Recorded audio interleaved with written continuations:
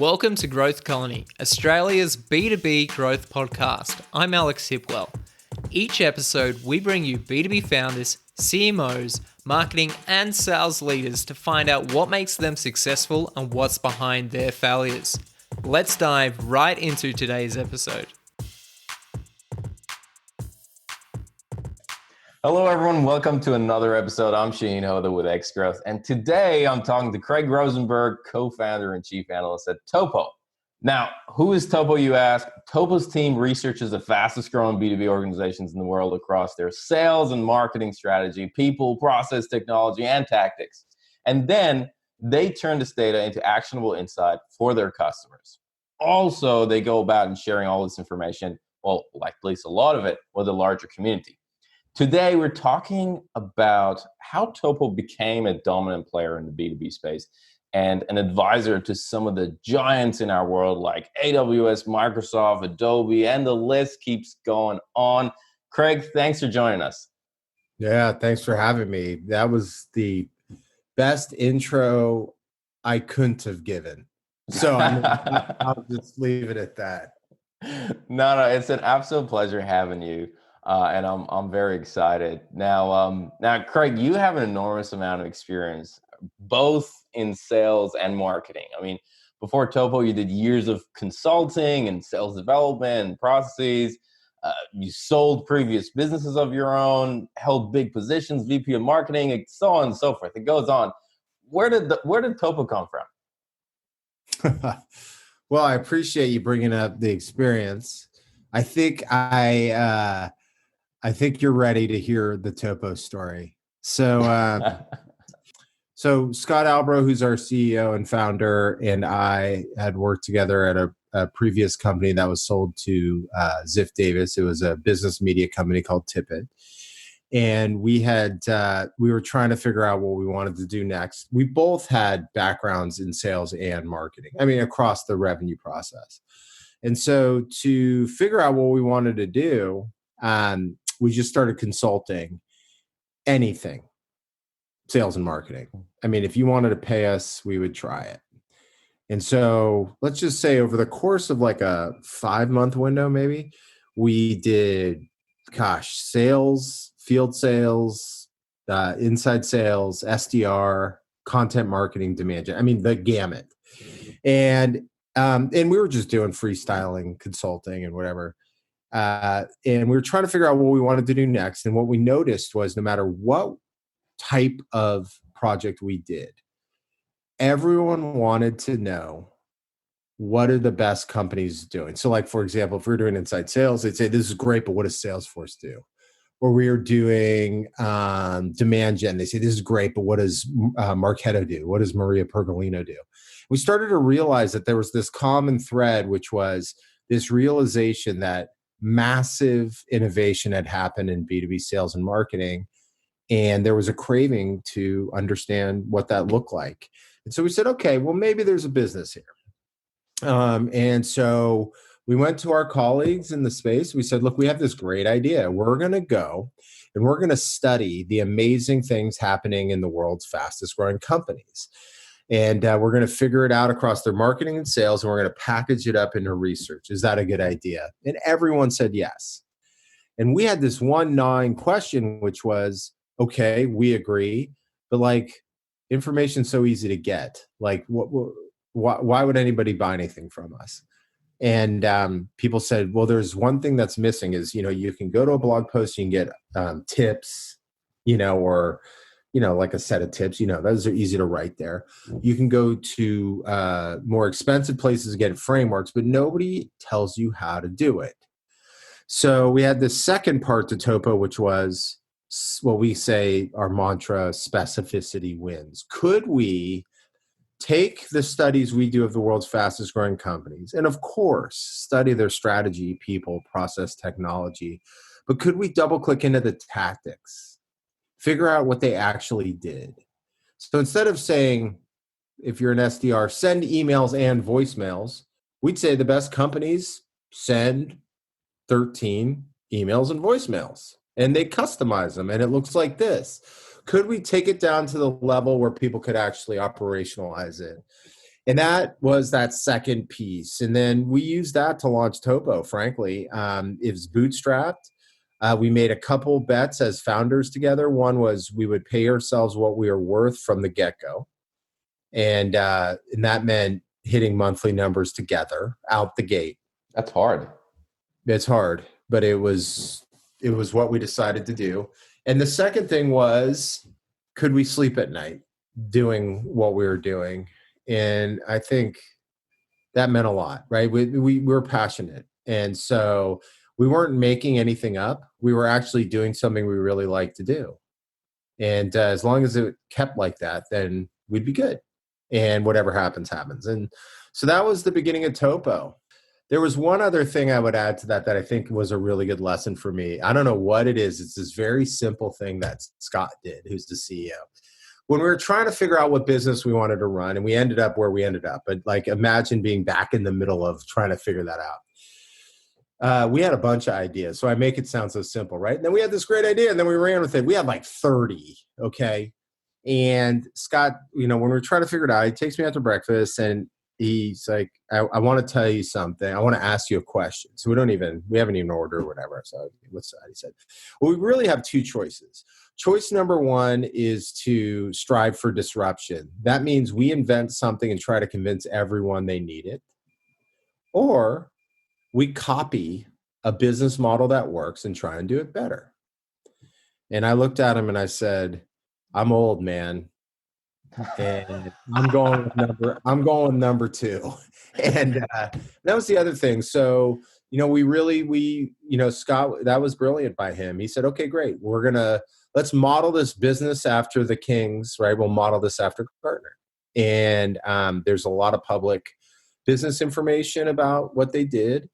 And it was great because we had a model to work off of. We did a couple other startups before and it was like, we were experienced, but we were still sort of figuring out what models look like. And this one, we took a blueprint that we knew worked and just tried to execute it. And that was very early on. And that was a really good piece of advice by him. That's so cool. I mean, yeah, I totally understand what you mean by figuring out a model.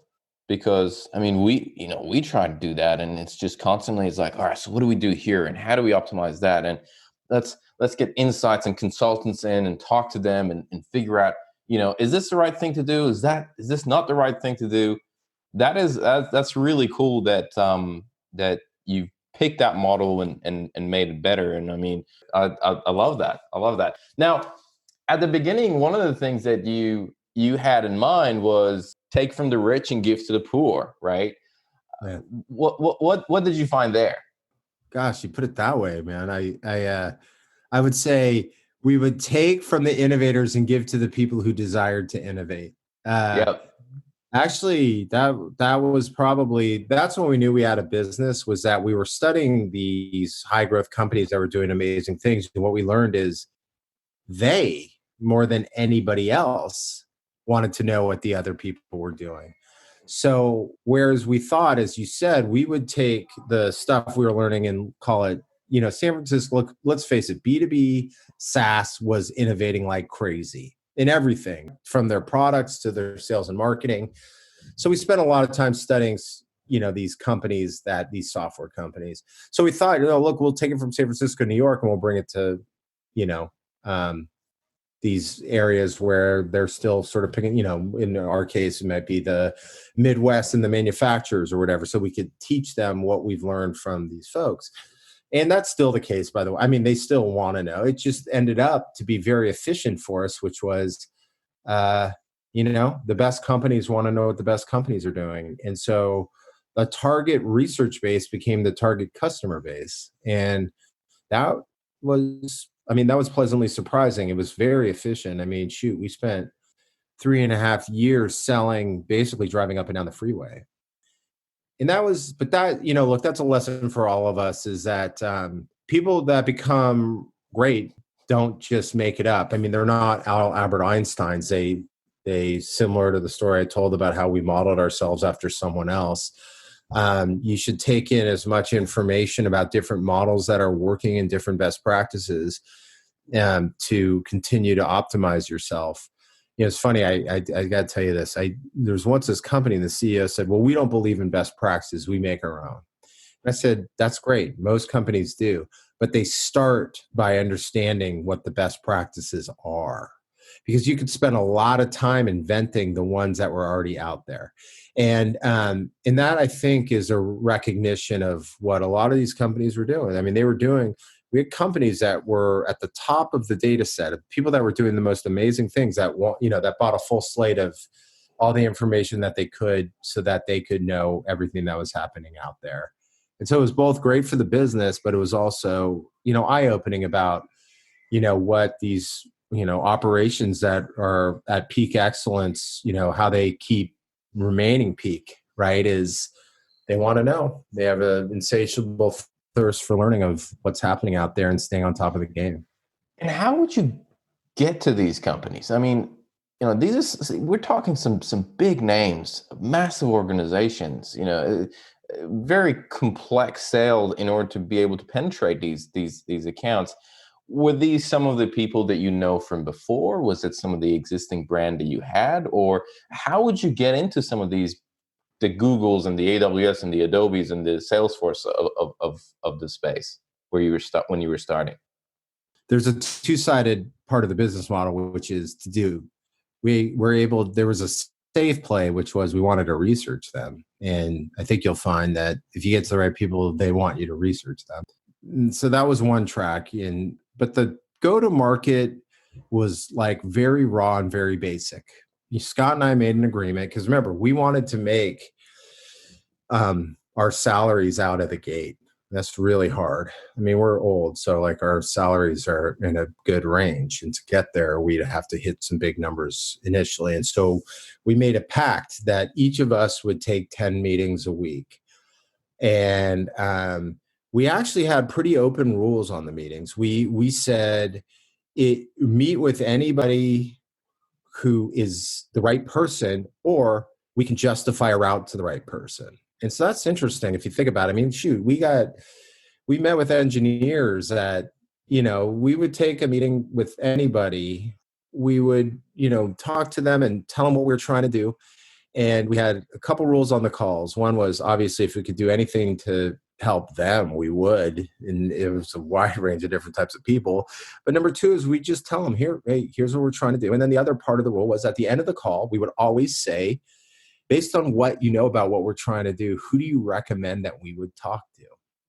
And so those first, call it 20 meetings, led to another 20 meetings, because what we realized is something that I've been teaching people for a long time. I just found out is real. I wasn't lying.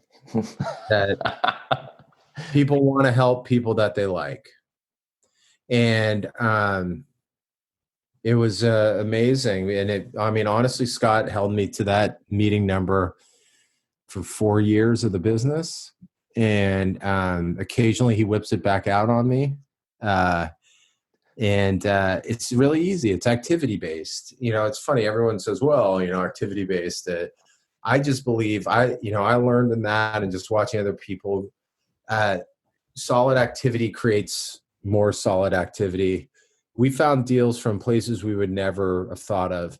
One thing we did learn was that the deal was never a straight line. We rarely got on went and met an old contact and they said, you know what? I want you to come in and go do something. What always happened is they'd say, this is awesome. Let me think about who you might talk to. And then they would never refer us. Then 2 weeks later, they say, hey, I just met with Jim for breakfast. You guys should talk. And they would do that. And that's where we got the deals. The deals were like the friends to the friends. And that's how we initially got our business. Now, you might say, well, where did your list come from? LinkedIn. We just we downloaded our contact lists out of LinkedIn and started going down the line and catching up. Man, I caught up. Let me tell you something. Everyone should do this. I caught up with buddies from college. I caught up with people I hadn't talked to in 20 years. I talked to a cousin who I'd never met. I mean, it was awesome. And by the way, we also learned so much, right? I mean, you're in the game. I mean, we learned so much by throwing a landing page out there. You also learn so much by going and talking to people. about what you want to go talk about. And we would come back each week with our learnings, along the way of, well, I talked to this person, they thought this, or this didn't really work. And so it was, that was a pretty simple thing. And here's the other thing we did out of the gate. Because remember, we were following formulas that other people had done, like the kings of the game, like Gartner and stuff. And so we stood up events in the first month of our lifetime. We just said, we're going to have an event. Scott said, well, shoot, how many people are going to come? I said, 20. He's like, you sure? How are we going to get 20? He said, we will. I said, we will. We did. And we just kept the events going. We did them every month and a half, and that they became part of our business model. But initially, it was a great way for us to add another channel to what we were doing, and we did it out of the gate. And by the way, who we were, there was a story I had heard about Mark Benioff, who, when he started Salesforce, said, no, we're having a conference the minute he started the company. And he hired his best friend, I think, from high school, and just said, you're going to run Dreamforce, this big event, and you're going to go do it this year, and it's going to be a big event. And just stood it up and said, the hell with it, we're having this customer conference. Well, we don't have that many customers. We don't know what we're doing. Who cares? Do it. And we were like, that was our thing. We say, we're going to do it. We're just going to just say we're running events, and people are going to come through hell or high water. And yeah, that was another sort of channel that we did. And then I'd say one other thing we did was, remember, we had this thing where we said, what are the best companies in the world doing? Well, we followed that mantra too, like our website. Scott said, well, we got to be cool. So we copied Optimizely. Yes, Optimizely, we copied your site a long time ago. Actually, we told them that a long time ago. They said, yeah, it did look familiar. Because Scott said, look, pun intended, it's an optimized site. And so let's copy it. Scott thought of the little things, because he knew we wanted to be cool, right? Because we were studying great stuff, and he thought about everything, like what kind of computers. Like I had an old ThinkPad because I break stuff all the time. He's like, no, you're rolling with a Mac. Your signature has to look like this. He just thought of all these little things that went with the brand. As an email signature, right? Yeah, anything a customer would see, he wanted it to be on brand. I love that. Yeah. And many people don't think about brand, when they start. They're thinking raw demand gen. They're not thinking about brand. And he had a vision for the brand of innovation. And so he looked at the IDEOs of the world, right? And he saw how they sort of presented themselves and how things looked and felt. And he took those little things from them and tried to infuse it into how we engaged with the world. It was pretty cool. Hey, it's Alex from Xgrowth. I just wanted to take a moment to tell you about the Growth Colony Slack channel. Do you ever find yourself stuck with a B2B problem? Need a second opinion on your next campaign? Or looking for some feedback on that piece of MarTech you're thinking to purchase? Well, that's why we created the Growth Colony Slack channel. This Slack channel is like a small dinner party where you get to meet and mingle with B2B professionals, hear what others are doing, and keep up to date with the latest B2B trends and news. You'll also get access to a range of exclusive content from our podcasts, webinars, and events. The best thing about it, it's all free. If this sounds interesting, head over to growthcolony.org/Slack and sign up. That's growthcolony.org/Slack.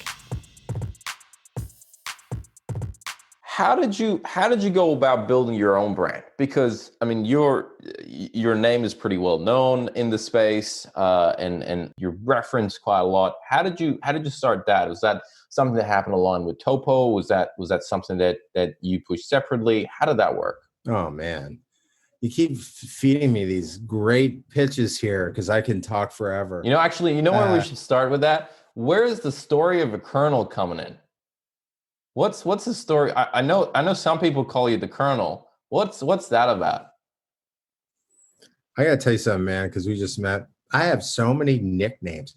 I have these like pockets of these like communities of people that I'm friends with, and they all have different names for me. And so there's this like sort of, it's a smaller crew of folks, and they decided to nickname me Colonel Sanders. And I remember when they said it, I was like, what are you talking about? And they go, don't you get it? And I said, no, I still don't. But they went with it and it became really funny. Okay. And then they made t-shirts. I have a t-shirt. I should have wore it. It's inappropriate, actually. It's the Colonel is presenting his displeasure with people.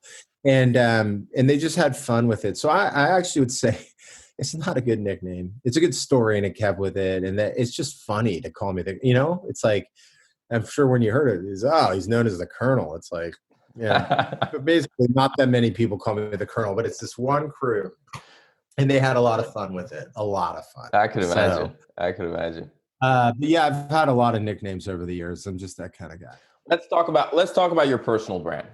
This is a crazy story because I got to tell you, everyone always tells these intentional stories. Like the story of founding TOPO, there's a lot of intentionality, right? Like we were like, we're going to be like this. We're going to be like this. The individual brand happened like this. So we were, basically Tippett, which was a company that Scott was the CEO of, and I was helped found there, was a business media company, but we came from enterprise software. So marketing was still young. I mean, I'm talking like we founded that thing before marketing automation took off, like 2005. Our premise was we were going to create a business media company, take enterprise software veterans, and learn from the B2C digital marketing guys, right? Because they were just crushing it, right? At SEM and SEO, all these things. So we brought on all these San Francisco hipster digital marketing gurus, and we founded the company. We started it, and we're just going along. And then Scott calls me downstairs. We had a two-story, and I come in the office and say, "Yeah, what's up?" He said, "Oh, you're going to start a blog." I said, "What?" He's like, "You're going to start a blog." I said, "Well, how do I do that?" He's like, "We're a media company, dude. Go figure it out." And so I go up, I call our SEO guys, a guy named Brian Provost in San Antonio. I call him, and he's just as he was helpful, but he was just the same as Scott. He gets on, he's like, "What do you mean, dude? Just start a blog. What the hell? Go look at a blog and go do it." I said, "Yeah, but I don't even know where to start." He's like, "Well, the first thing you got to do is you got to go get a URL." And so, yeah, I just went through names, and he's like, "You go on the site, you go figure out if someone owns it." So the first name that I came to that I was so excited about after days of thinking was Funnelnomics. And it was taken. Actually, a company called Reachforce had that URL at the time. And then I tried all these other names, whatever. And I went down to Scott. I said, "Scott, I'm struggling. Come on, are you serious? What do you think about it?" I said, "Well, I really want Funnelnomics," but someone took it. He's like, look at me. You're not a Funnelnomics guy. He's like, "You're sort of crazy. You're edgy. Do something else, like, I don't know, Funnelholic." Like, okay. And I look it up and it's available, bought it. Okay.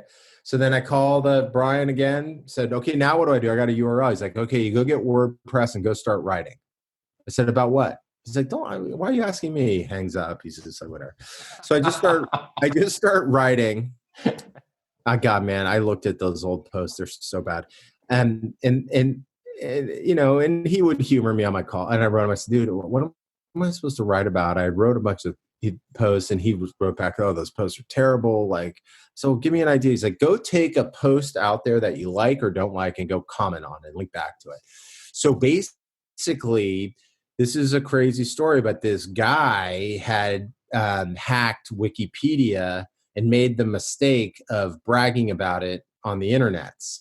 And as you know, you don't do that. The Wikipedia police just zapped him. So it was an incredible story. It's perfect for me, a guy who loves humor. Post goes up, we cracked Wikipedia. 2 minutes later, boom, off Wikipedia.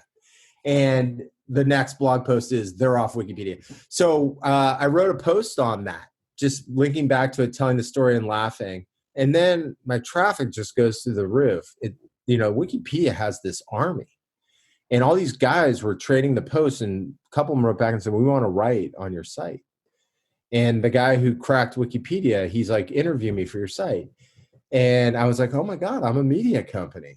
And that kind of got the traffic going. Then once the traffic goes, you're like, well, I got to keep writing and I got to write better. And so then I started to get a little more serious, started to figure things out. And what happened was, so I was an accidental tourist. And then, the team's like, well, you got to get on Twitter. I'm like, what? What's Twitter? They're like, get on Twitter, go get the URL. We'll help you out. Tweet this, go tweet that, whatever. And so I start the Twitter handle, and that goes along with things. But the big turn was marketing automation. So remember, content marketing, it's so funny. We take everything for granted now. But back then, it was like content marketing was new.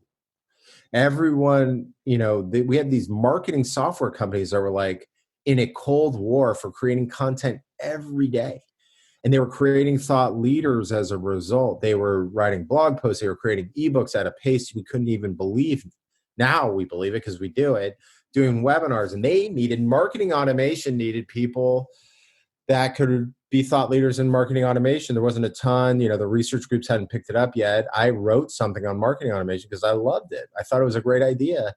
And I became a marketing automation thought leader. I mean, literally, I wrote one or two things. They're like, oh, well, we want you to come speak at a webinar.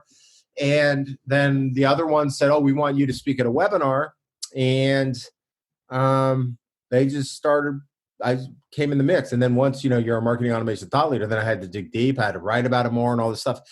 And I basically learned as I went. I kept writing about this stuff, kept learning about these new innovations. And I learned that when you write about it and you study it, that's when you actually generate an opinion and an ideology emerges and real learning happens. And so it kind of went hand in hand. Everything sort of took off on its own. I mean, I remember just going to that guy, Brian, and going, dude, I have like 30,000 Twitter followers. How'd that happen? And it just everything just kind of happened like that. I mean, now I'm very self-aware, but back then I had no idea. And so that was hugely beneficial to starting TOPO, right? Because people knew who I was, and they still do now, right? That's by the way, I'm not puffing my chest out. I'm just saying. I mean, the individual branding thing is a lesson for everyone, and but I didn't mean for it to happen. But it's been awesome. It's been cool. I've met so many different people, and had to formulate opinions and to stay on top of the world as a result of sort of maintaining this thought leadership. But I've met amazing people along the way, and it's been cool. And frankly, I don't know, man. I think, if you ask Scott, he would say Craig's brand was huge to starting TOPO. I don't know if I'd say that, but it was helpful. Definitely was helpful. Right. That's interesting. I think Mark Andreessen says something similar to, pick a new area that it's very new. And if you do 50 hours of research in that area, you all of a sudden become an expert in it because it's again, there's not a lot out there about it. And you can crack the code versus going into markets that are established and they're existing people and people have been writing about it or talking about it for a long time. I love that story. I love that story. One of your mantras is work harder than you think you did yesterday. What is that about, Craig? Wait, where did you get that? That's awesome. I said that? That's so cool. You telling me that's not the case? You work hard. Come on, let's be honest. I love that quote. I don't know, man. I mean, I think there's something that goes along with that statement, which is, I agree it's hard to work hard. That sounds so bad. But it is hard to work hard if you don't love it. And you got to love the game. And when you love the game, working harder than you did yesterday and working harder than you did an hour before is worth it. It feels really good. And so passion and belief is like a huge part of working hard. And I mean, I don't think there's any substitute for it. I do think people are working smarter, I think. But, for example, if you want, you asked about thought leadership and people ask me that all the time. I tell them, it's hard work, right? You have to do a day job and build that. And so if you're willing to make the sacrifices, then do it, man. But it's not easy. And you got to be willing to work. And, building TOPO was, was a lot of work. I think that statement is a great statement. I'm going to put on my wall and credit myself with saying it. I love it. Is it built on itself, and momentum, passionate momentum sort of allowed us to believe in that. And so it's funny now. It's like when you say those things today, with the 4-day work week or whatever the guy's book is, I don't know. And the 4-hour. Yeah, 4-hour workday. All these things, I'm not against it. I mean, I certainly want people to have balance. I chose balance and hard work. I just chose a little less sleep. I raised 3 kids, man. I mean, while I built TOPO, it just meant that, I was always home for dinner. I always feed my kids and, but at night I went back at it. And, but I liked it.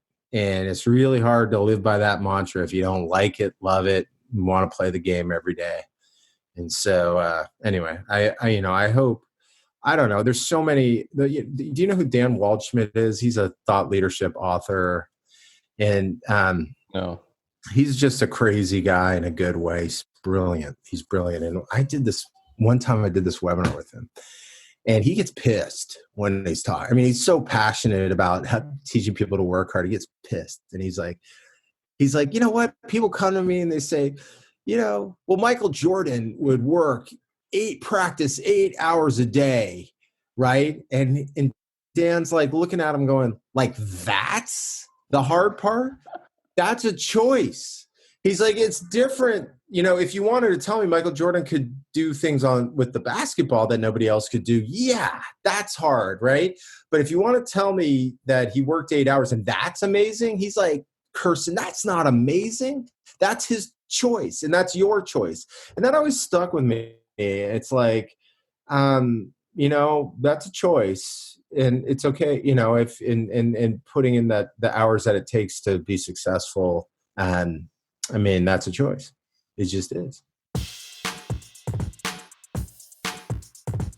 Hey, it's Alex again from X Growth. Thanks so much for joining us on this episode. If you enjoyed it, we'd love it if you take a moment to rate us on Apple Podcasts. It would really help get the word out to other B2B professionals. If you're hungry for more B2B content, make sure to join our Slack channel at growthcolony.org/Slack, where we share the latest B2B news, tactics, tips, and chat about problems we're facing in the B2B space and find solutions together. That's growthcolony.org/Slack. Thanks for tuning in. We'll catch you in the next episode.